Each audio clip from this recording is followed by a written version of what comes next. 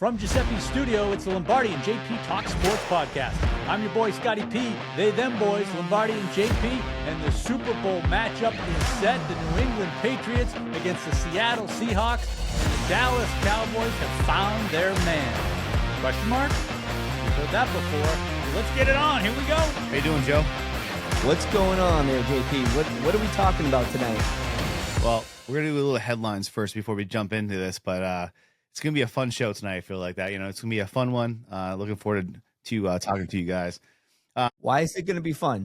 Just because, man, it's like the Super Bowl is always a fun time. You always, it's the biggest game of the year. Unfortunately, the Cowboys haven't been there in 30-plus years, but, it's always fun to get together with friends and, hopefully the Patriots lose. Anyway, on the headlines, our former Dallas Cowboy friend, Mike McCarthy, signs with the Pittsburgh Steelers as their new head coach. I don't know if that's an upgrade or not, but he replaces Mike Tomlin after a 19-year tenure. Joe Brady is now the new Bills head coach. He was the offensive coordinator last year. Mike McDaniel signs with the Los Angeles Chargers as their offensive coordinator. That's a pretty interesting hiring over there. And we have, the Browns hired Todd Monken. Have you guys heard of that guy? He was the offensive coordinator for the Ravens. It's been 10 coaching openings. It's been kind of a wild thing to watch. Obviously, the Falcons hired Kevin Stefanski to the Atlanta Falcons. Matt Ryan has taken over as like a president of the Atlanta Falcons and brought him in to the building the other day. So they announced him as the head coach. But again, it's weird. It's really weird. But the biggest news for the Dallas Cowboys front is that Christian Parker, the former Philadelphia Eagle defensive back coach, is now our new defensive coordinator, replacing Matt Eberflus. That'd be the last time I say Matt Eberflus on this show. I'm so thankful it's over. But Joe, going off of that news that we have now signed our new defensive coordinator, what's your thoughts on this hire? Yeah, it's going to be pretty quick for me. I'm going to be honest with you. I really don't have a lot to say about it. Christian Parker, it's being reported that this is a good move. 105-3, the fan indicates that they're excited about this move. They're positive on Christian Parker. He becomes the 34-year-old becomes the youngest defensive coordinator in the league. I think this is a risk, to say the least, but he was successful over in Denver from 2021 to 2023 as their defensive backs coach. He goes over to Philly 2024 to 2025, and he does pretty well over there as well. Now, my question, what's really telling about this is this. Cooper DeJean came out and indicated, man, I wouldn't be the player I am. Dallas really got somebody in Christian Parker. Well, that's great. Everybody can say all these great things about Christian Parker, but everybody knows, too, let's see what he can do on the field. And number two, if he's so great, let me see the following that he's going to bring to the Dallas Cowboys. Who's going to walk with him? If he's that wonderful and that great, you always see some of these coaches take 2 or 3 players from their former team because they want to stay with them. So that's really my interested piece of this story. Does somebody follow Christian Parker to Dallas because he's just that guy? Overall, give him a shot. I don't know anybody else that was really going after Christian Parker. Did anybody hear? I mean, JP, did you ever hear anybody else actively going after Christian Parker? No. So I don't know what to think. We talked about last week a little bit as like his name was thrown in the ring kind of thing, that he might be an option for the Dallas Cowboys. I mean, he started his career off with Texas A&M in 2018. He coached with Notre Dame. Like you said, his big accolades are Green Bay Packers. He helped develop Jameer Alexander, who was a premier cornerback. He worked with Patrick Surtain with the Broncos, Cooper DeJean, Quentin Mitchell for the Eagles. He has been known to groom cornerbacks. And that's something we definitely need help in on our defense, but we need a lot more than just the D-back coach, I think, to come in here to kind of bring us from that bottom of the league to the middle of the league. Like we talked about a couple weeks ago, if we can just get to a medium defense or a mid defense in the rankings, going from dead last to like 15th, it could be a huge advantage for our team to actually succeed next season. Christian Parker to me is like, again, a lackluster hire. It's not a big sexy name that we wanted. We wanted like a Brian Flores or a Raheem Morris or somebody that was more established. We get this young gun guy. Now, our coaching staff is very, very young with Brian Schottenheimer, with Parker, and our offense coordinator. So it's like we really have a really young, unproven coaching staff that if it could be the fall, right? If we don't play well next season and we have another, horrible season where we don't make the playoffs, these guys all could be gone next year, even though we signed Schottenheimer to a longer deal. So again, it's a typical Jerry Jones move that we talked about. We kind of foreshadowed this happening in prior shows, and here we are. I don't know how much of an upgrade he's going to be over Matt Eberflus. But another crazy thing that happened in the NFL world, Joe, that we didn't mention headlines, is that Bill Belichick, probably the greatest coach of all time, is not going to be a first ballot Hall of Famer. And that's just wild. 8-time champion, 6-time as a head coach, 2-time as a defensive coordinator for the Giants.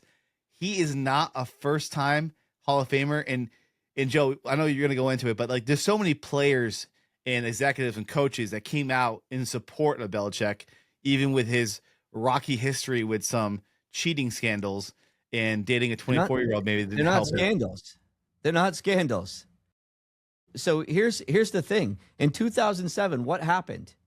Spygate. The Patriots were caught videotaping the New York Jets defensive signals in an unauthorized location. It was clear. Bill Belichick got fined $500,000. The Patriots were fined $250,000, and the team lost the 2008 first-round draft pick. That's what happened. I'm not making things up. There was evidence to show that. The league came down and fined them. Whether they appealed it or not, I don't remember. But either way, the ruling stood. That's 2007. 2014, AFC Championship game. What happened? The Patriots blew the minimum air pressure out of the football. I don't know what to tell you. Allegations surrounded Tom Brady and Belichick. I didn't make it up. I didn't ask for this to happen. Brady was suspended, 4 games? Was he suspended 4 games? And they won the Super Bowl that year. The Patriots were fined $1 million, and the team lost, I think, a couple draft picks. Once again, the team led by Bill Belichick. So, listen, we talk about baseball and the steroid era, and these other guys don't get into the Hall of Fame, and there's this big controversy with regards to whether or not they should be in or they shouldn't be in. It doesn't really matter if they're on steroids because you still have to swing the bat and hit that ball coming 95 miles an hour. You still have to get onto the gridiron and score touchdowns and do all these things. But he clearly cheated. Bill Belichick clearly cheated. Like the PSI of a football, you still have to throw and catch the football. That's a little bit more of garbage. I'll give you the Spygate is cut and dry, broke the rules. There's some shady things around Deflategate, but come on, that was a little aggravating. Do you remember the coach of the Jets that called him out too? Do you remember his name? No. Eric Margini, right? Yeah, Mangini. Sorry, he was a former assistant. Him and Belichick. Yeah. So the thing with this though is Bill Belichick's record, including playoffs, is 333 and 177. The guy's the most winning, besides John Shula, who coached for a million years with the Dolphins in the Baltimore Colts at the time. He is the most winning coach in our lifetime. We have never seen another coach win 6 championships. He's the only coach who wins 6 championships in one franchise. The guy is just one of the best. Now, the only thing I think it's kind of funny is that after Brady did leave and he went to Tampa Bay and he won the Super Bowl the year after he left, and Bill Belichick's career record without Brady is 83 and 104. So, I mean, obviously he coached the Browns team before the Browns before the Patriots, and he pretty much caused the Browns to move from Cleveland to Baltimore because they were so bad. But again, it's one of those things where obviously Belichick is one of those things where, he's the greatest of all time. And I know I don't like the Patriots. I never liked the dynasty. We have the most obnoxious Patriot fans, no offense, Scotty, in this area that they forgot what losing was like. And it's one of those things where before 2001, you felt bad for Patriot fans because they were so awful. Every year they had two years they made it to the Super Bowl. 85 got crushed by the Bears, and they lost to the Green Bay Packers in 96. So it's one of those things where like we felt bad. I cheered for them against Green Bay. You like, oh, you know what? Give them one. Just give them one. When they won in 2001 with Tom Brady, who came in week 4, wherever it was, to took over for Bledsoe, you're like, oh my God, this is a great story. Good for them. But they turned into this dynasty of obnoxiousness, like with the Spygate. That was totally cheating. You're totally right. So JP, you're talking about. I think it's clear we're talking about two different things, and that's okay. His resume, Bill Belichick's resume alone, should be a first ballot Hall of Famer. There's nobody that's not going to say this. But some people vote, and this is where the voting happens. I'm not a voter, and I'm not the one that makes up the rules when it votes. But some voters vote on integrity, sportsmanship, and reputation. Reputation. Excuse me. Integrity, sportsmanship, and reputation. So in those 3 categories, Bill Belichick, and it's not because I'm a Bill Belichick hater or a Patriot not hater. I'm just telling you, some of these votes are coming from that angle. We can talk about his resume, his overall record, what he's done, his Super Bowl rings, his Super Bowl champions, his AFC playoff record, all the things. But when you come to the character of Bill Belichick, it's not so great. He didn't make any friends with the media. His whole career, he didn't make any friends with the media, so that didn't help him. And that's the people who vote, right? The committee that votes, like Joe, you mentioned, like that's the committee is pretty much the media. He didn't make any friends there. That's one. But all jokes aside, Bill Belichick, this is ridiculous. This is a bad look for the Hall of Fame. He should be a first ballot Hall of Famer, 100%. He fell one vote short to making it, being first ballot. That is just insane. It takes away some credibility of the Hall of Fame. And Jimmy Johnson said it the best.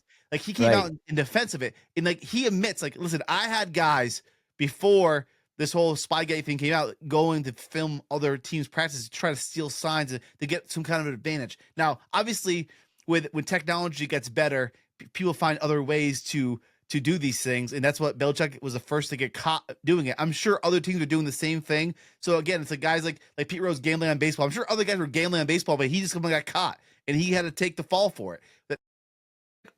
Like again, I don't like the guy. I don't like the Patriots, but like it's hard not to say he's a Hall of Famer. Stephen A. Smith went off on a rant saying how he's not going to watch the ceremony. I'm not going to watch the ceremony. I don't give a shit. I don't care who makes it honestly, now. Jimmy Johnson came out and said he's not going to show up in protest to Bill Belichick not getting him. Jimmy Johnson publicly came out and said he's not going to support it. Patrick Mahomes, one of his his enemies for that matter, for lack of better terms, all these years playing up against him, said that it's absolutely crazy. I'm paraphrasing with Patrick Mahomes, but it's absolutely crazy that it's a shame that he's not a first round ballot Hall of Famer. But what I'm trying to say is that in order to make some sense to this, I'm not arguing the point that he shouldn't be a first round ballot Hall of Famer. What I'm arguing is that there's reason why he is not. And it's not just not making friends with the media. That is definitely a piece of it. But the other portion comes about this is that writers have a big and challenging time when coaches or players are found guilty of these violations. And I think some of them, whether they're holding that close to their heart or whether it's the right or wrong thing to do, I think that's why he fell short. Yeah, hey, JP, real quick before you go in, just want to give a little bit of background, right? I apologize if you said this at the very top. I don't know if you said this or not. The fact that he needed 40 of the 50 votes, he came up one short. He got 39. 11 of the committee members or voters did not vote for him. And just to get to Lombardi's point, talking about some of the writers who did not, 2 of them, as of this recording, 2 have come out. One for the Fox 59 CBS 4 sports reporter, I think is in maybe in Indianapolis, because he did cover the Colts, but it's in the New York Post, so I don't know if CBS 4 New York or if that's Indianapolis probably. And then the other was a guy, Kansas City Star reporter who both came out and said that Gregorian from Kansas City Star said that their votes were more, and again, I take it with a grain of salt, right? Is it really, how much of this is true? But they're saying that their vote was more for Robert Kraft, and what Lombardi was saying, I think, about the difficult decision, those other quality players, that who to vote for, who not to vote for. And if it's something as little as you were a jerk every time we talked to you in press conferences and anytime we wanted to interview you, and you have some smoke hanging around over your head related to violations, well, then guess what? I'm voting for some of these other people. But it's ironic that they said that these two in particular, well, I don't know about Gregorian, but at least the CBS 4 guy said that his vote was more for Robert Kraft and not against Belichick. Well, that's kind of interesting, because are you talking out both sides of your mouth? Because Robert Kraft is associated with, he's overseeing that team. It's his team that has those violations. You can make the argument whether or not he knew, and how much was Belichick, how much was him. But interesting point there. My whole point, though, which is an interesting story that came out of Indianapolis, actually, is Bill Polian. As his name's been thrown around about this, like he went and campaigned not to vote for Belichick, and he kind of maybe convinced or swayed some votes in the media due to the cheating scandals and everything else. Yeah. And what's funny about him is, like, he was like, he said in an interview, like, I think it was Sports Illustrated, said like, yeah, I voted for Bill Belichick, and then like a couple days later, I can't remember who I voted for. It's like it's just kind of a shady thing. And obviously, there's a lot of rivalries between the Colts and the Patriots. They used to be division foes, and then back in the day, yeah. Then Peyton Manning, Brady matchups in the playoffs. It was always a battle, and the Patriots got more wins out of those battles than the Colts did. So obviously, that still stings. But there's no pathetic. The problem with this voting thing is there's no guidelines, or there's no standards. There's no, like, you get X amount of points for this category, you get X amount of points for this category. It's really a free-for-all. It's almost like you can have your own bias. If I'm writing for the Indianapolis Colts and I'm a Colts fan, and there's somebody to vote for the Colts, I'm going to vote for the Colts. And there's no accountability for voting for somebody, or having to even, believe it or not, even having to support why you voted for somebody. Yeah, it's all subjective. I guess the point that I'm making right now is that, how credible is this process, and does the NFL take a good look at this? Not because I think, oh God, Bill Belichick didn't get in and things need to change. I do think he should have got in, but does this open the door to say, okay, well, maybe there should be some standard. We have standards for everything, and there's no standards to get into the Hall of Fame? So the Hall of Fame did respond with a statement about it, and said pretty much like that we got to respect the committee, respect the nominees and everything else. It was kind of just a boilerplate letter saying, hey, we're taking no responsibility for this actions. I think if they Stephen A said it too, and I do agree with him. He said that they should literally go back and reevaluate this and see, like, again, if it's only down to one vote, you needed 40, he had 39, then totally like, disagree. I totally disagree. This is like, how do you move forward? We didn't win, and I'm not getting into politics on the show, because we promise when the creation of the show, we don't talk politics. But this is like, pick a state. I don't even want Arizona. I want to recount in Arizona, because like stop. He didn't make it, and life is going to go on. It's going to be okay. He will get in. He will make it. He's just going to make it first He's ballot. He's going to get in. He did not make it. We don't need a recount, Stephen A. We don't, because you're you know what, Stephen A? Because Stephen A. guy didn't get in, we want to recount. This is where the world is going. No, you didn't get in. He's not Stephen A.'s guy. He deserves. He's the best coach of all time. There's no doubt. I'm not saying he's not. He didn't get voted in. So what do we do? You're saying let's keep voting until we vote him in. Like, let's have another vote. Let's try it a third time, maybe a fourth time. And if somebody finally gets sick of voting and just says, you know what, screw it, I'll vote for him, and now he's in, everybody's happy. Like, stop. He didn't get in. Joe, you're missing my point. Not everybody gets a trophy today. Joe, you're missing my point. He should never be in this situation in the first place. He should be automatically a first ballot. Okay, so let's vote again and hope the second vote he gets in. No, he didn't get in. I didn't say he shouldn't get in. He did not get in though. But he And should really, be. He should never be in the situation, Joe. You missed my point. but really, how important? Do we remember who are first ballot Hall of Famers and who are not? I mean, Art Monk, absolutely a Hall of Famer, and I think it took him 12 tries. I think. Yeah, I'm just kidding. Yeah, I'm just kidding. not a Cowboys player, a rival you of the later. Cowboys when the Hogs were actually good. But like he's gonna get in.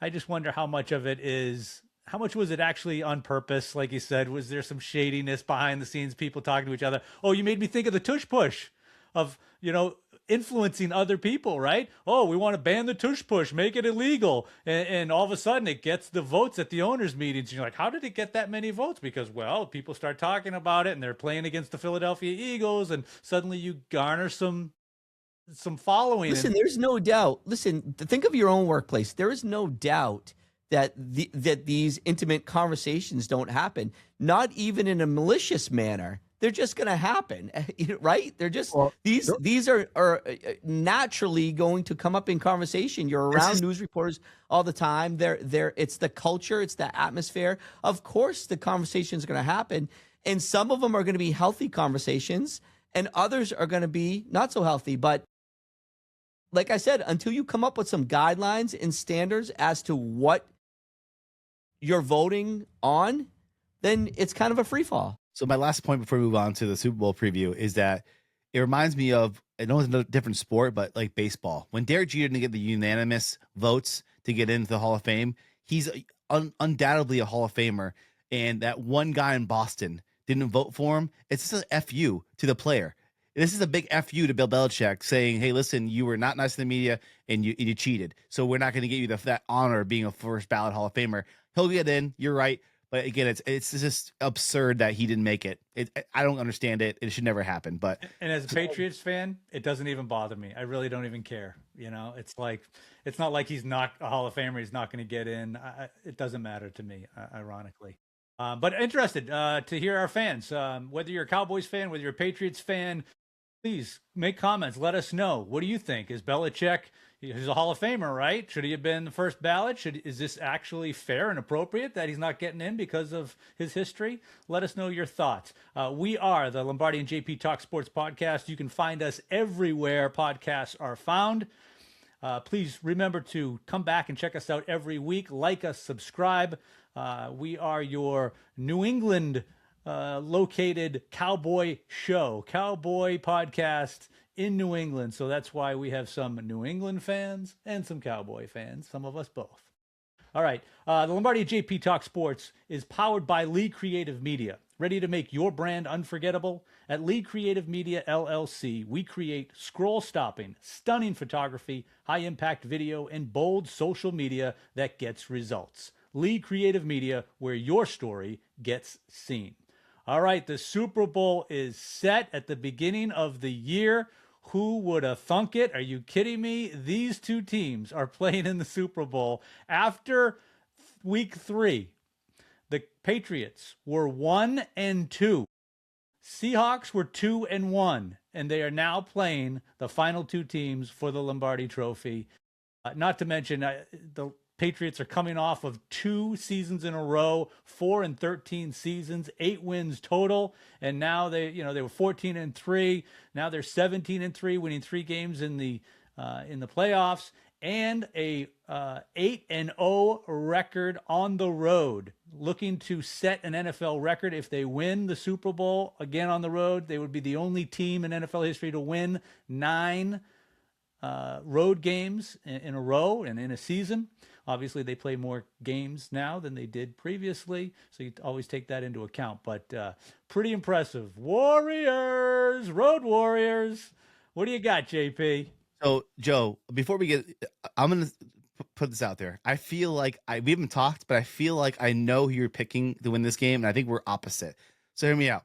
You grab the Seahawks, I'll grab the Patriots, and let's discuss, like, why do you think the Seahawks are going to win? I know you've been high in the Seahawks all season long. You've been kind of like, you've been picking them in the Pick'em League all season long. So I feel like I think that's who you're picking to win the Super Bowl and not the Patriots. I am. You're absolutely right. I am. Give me why you're picking the Seahawks, and I'll give you why I'm picking the Patriots. I can tell you, and I sound like a broken record. I can tell you, it's their defense. It is their defense. They They have now. I'm not saying the Patriots have proven that their defense is no slouch. They're no slouch on the defensive end of the ball. It's been proven. They've shown in the game against Houston.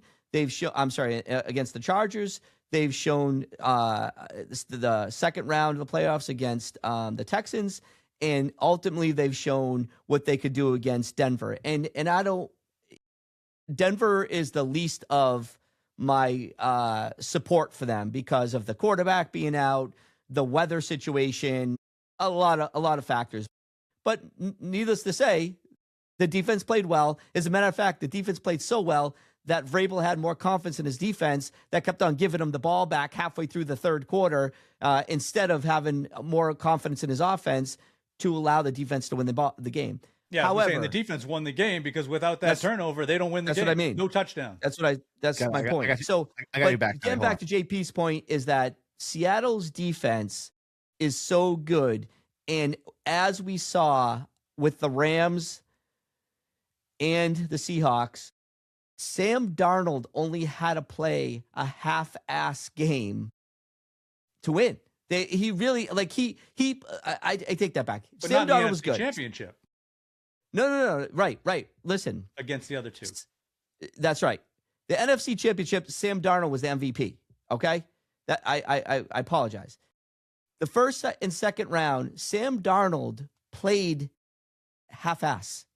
And they were able to come out victorious because of their defense was so good. Sam Darnold in the NFC Championship showed what he still has left in the tank. And with the performance of, I think, 3 touchdown passes, he threw over 330 something yards, I believe. I don't have the stats right in front of me, but I think he threw over 330 yards. He had 3 touchdown passes. I think he only had 1 interception. And he went out and beat, in my opinion, the MVP of the league and Matt Stafford. So if he has half the game of what we saw he's capable of doing against the Rams, and the defense comes out like Seattle has been playing all season, the Seattle Seahawks win this game. I'm gonna rebuttal you a little bit. Listen, Seahawks had a great season. I didn't see either of these teams making the Super Bowl this year. What a kind of quick turnaround with a coaching change with McDonald, with the Seahawks, with Vrabel, with the Patriots. It's amazing to see both these teams kind of take off, right? And it's a rematch of a Super Bowl that already took place where Marshawn Lynch didn't run the ball in, and the Patriots won on a Malcolm Butler interception, which was amazing. Butler did it. Yeah, The Butler did it. This is all right. Listen, I agree with you. The Patriots have had the easiest schedule in NFL this season leading up to the Super Bowl. But they made it. The thing with the Patriots schedule is that there's only been 3 teams they played this season that the head coach or coordinators didn't get fired from those teams. That's a great stat. That's a great stat. So they had an easy road. Now they played the Chargers with no offensive line and they killed Justin Herbert. And I was going over this with a Patriot fan, and he gave me a lot of grief. Like, listen, the Patriots defense is the most underrated defense probably in the NFL right now. They don't get enough credit for the way they play, and they play physical, and they got good corners with Charlton Davis and Gonzalez, right? They have some really good role players playing as linebacker. They have good guys, but they beat the Chargers. They beat them. The Houston Texans. Now, CJ Stroud played probably the worst game of his career in the divisional round, but is it CJ Stroud playing bad, or is it the Patriots defense playing up to par to stop that offense? I'm just saying, like, it is what it is. Then they go to Denver, right? Pause. Tell me, pause and tell me why CJ Stroud played terrible the first round of playoffs. Against the Steelers. Okay, but I'm just listen. I'll let you talk, Joe. Let me finish my point first. I'm just saying it wasn't just against. I'm just saying Stroud. It wasn't just against the Patriots. Stroud showed that he was very, very unsteady in the playoffs. But what I'm saying though, Joe, is that Drake May in that game didn't have a great game either. He turned the ball over a lot too with fumbles and whatever. So like it was kind of a messy game, but the Patriots just kind of pulled away with that game. So again, the defense, Stroud playing bad, probably a good combination of things that just didn't go well for the Texans that day. I agree with that. But the AFC Championship game, right? So the thing is, like, the Broncos defense played the Patriots very tough. And if it wasn't for a a backward pass that turned into a fumble recovery for the Patriots. They don't score that touchdown. And then Sean Payton didn't kick a field goal. He went forward on 4th down. Those are pivotal plays of that game. And when the elements came, when it started snowing, the Patriots just took over and iced the game. They had the do you remember what we said? When we talked last and we were prepping for this game, I made a point to you, and I think you agreed. And I think this is going to sum up kind of what our point is. I picked the Broncos to win. I'm sorry, I picked the Patriots to win this game for this reason. Denver's defense was only going to hold up for so long until the Patriots were going to get to them. There was no offense. Stidham was not going to be able to withhold a whole game. But that didn't come to fruition. That didn't come to fruition because of the weather. You can't say that. I know we talked about that, but because I was looking and hoping for that, but then the snow came and it was like, well, you can't really. I appreciate I can't finish my point, but this is the thing. That the Patriots, they won the game. They found a way to win the game because they iced the game. Drake May made that great run at the end of the game to ice the clock, right? They found ways to win. Their coach and how they manage the game, it reminds me of Belichick. They manage the game properly and they got it done. They are going to the Super Bowl. They're going to play a top 2 defense. They played the Broncos last week, and then they're going to play the Seahawks this week. The reason why I feel that the Patriots will win this game, it's going to come down to the quarterback play. It's going to come down to Drake May and Sam Darnold. Now, who would you trust more in this situation? Now, Sam Darnold has had 2 amazing years, the year in Minnesota and the year in Seattle. Before that, train wreck, awful, bust, first-round pick. But these last 2 years, he's kind of proven himself to be that guy. Drake May has always been a gamer since he came in. It's his 2nd year in the league, and he's been a gamer. He has legs. He can make plays with his legs. They have Trayvon Henderson. They have Stevenson. They have, what's his name? His brother there, Diggs. They have Stephon Diggs is having a great year for them. I feel like the Patriots have enough weapons and a good enough defense to shut down Sam Darnold and keep Drake May on the field.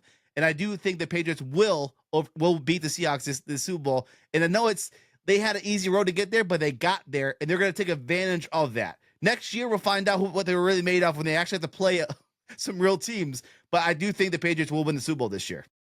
God, I hope you're right, JP. I hope I'm wrong, but I do believe in Drake May. I think he's. You know what's the last point before we wrap up? John Gruden, before Drake May was drafted, was high on this kid, saying this kid has all the tools. This kid, and John Gruden knows quarterbacks. He's a quarterback guru. He has his own show talking to quarterbacks coming out of college. If that guy says that Drake May, before the Patriots draft him, is the real deal, I have to believe that he can scout a guy and know he's the real deal. And I'm really happy for Drake May. Happy for Mike Variable being in the Super Bowl. It's a new era for the Patriots. It's not variable. It's Vrabel. Whatever. Let's do it once. I don't care.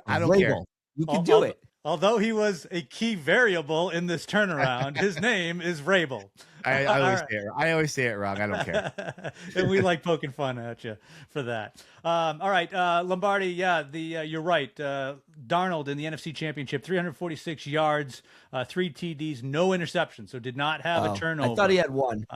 No, did not. And May almost had as many rushing yards on the ground as he did in the air in the AFC Championship game. He rushed for 65 yards and 10 carries, and he threw for 86 yards, 10 completions after throwing 21 times. So definitely a tale of 2 completely different games, but 2 teams coming in together. I hope that JP is right, because obviously with my heart, I'll be rooting for them, but I made a pick like Lombardi did before the playoffs started, and I picked Seattle to win it all. So if they win and they're favored, I think they should be favored, but turnovers is the key. If Sam Darnold comes out and he plays like he did against the Rams, but to your point, JP, it's a different defense. I think the Patriots have a better defense than the Rams, and it's not going to be as easy. Who do you trust? I have no idea, right? And listen, this game is very, very much. I think it's only a 3.5 or 4.5 went up to point 4.5. Spread. Yeah, it's a 4.5 point spread with the Seattle Seahawks being the favorite. So this isn't a game where like, oh, we're just making a pick and this is going to be a blowout. I'm not saying that. I'm just saying that with the Seattle defense, I do think the Patriots have a good defense. Don't get me wrong. What I'm just telling you is that the Seattle defense, I think, is a little bit better. And I don't think Sam Darnold has to have another 350-yard passing game with 3 touchdowns and no interceptions. He doesn't have to have a game like that to beat the Patriots. I guess that's my point. Fair enough. But he can't turn the ball over. And really, I think this game is going to come down to a key turnover. I think whoever turns the ball over is probably going to pay for it, and whoever holds on to the ball, they're gonna come out on top. We would be remiss if we did not mention JSN, right? The offense and the weapons that Seattle has. Jackson Smith and Jigma. You have Kenneth Walker III is fast. Yes, they don't have Charbonnet, but you saw what he could do. He was kind of up and down. He disappeared for a little while in that NFC Championship game, but he came out on fire. And I think if the Pats can keep him, contain him, don't let him get to the outside, and he uses his speed, and then he's gone. I know the Pats have a fast defense too, but that guy is unbelievable. We're strong in the middle. Keep him contained, and then we can manage we can stop the run, or at least manage the run, and then you hope and pray JSN doesn't go off. That's gonna be a great matchup with Gonzalez versus JSN. See how that's gonna shake out. But I guess we have to take it to the close here, Scotty. I think we ran over time here. Yeah, well, what's new, right? Lots of good stuff. The season's coming to an end. What will we talk about after the Super Bowl? Saying that, obviously after the season's over, the Super Bowl is concluded. We're moving to the off season, so. Just to let our fans know that during the off season, until we get to the draft, we're going to be kind of going every other week with our shows, kind of taking some time off. It's been a fun season, hanging out with all you guys all season long, talking Cowboys, talking the NFL. But we looking forward to getting back to you guys before the Super Bowl and after the Super Bowl. We can do a recap. But anyway, we're going to be going to every other week after this season. Right. Thank you, JP. So you can still come back and get your Lombardi and JP content in the offseason. It's just not going to be every week like we are during the season. So we'll be back after the Super Bowl. So we will be back a week later to discuss how the Super Bowl went. Hopefully the New England Patriots will once again be champions, but we shall see. Let us know your thoughts. Comment down below. Who do you got? Who do you think is going to win the Super Bowl? And then afterwards, you can come and brag about who you picked, and you can rag on whatever team you want. Right? All right. Well, for Lombardi, for JP, thanks for checking us out. Thanks for listening. We'll be back again next week to see who won the Super Bowl. We out.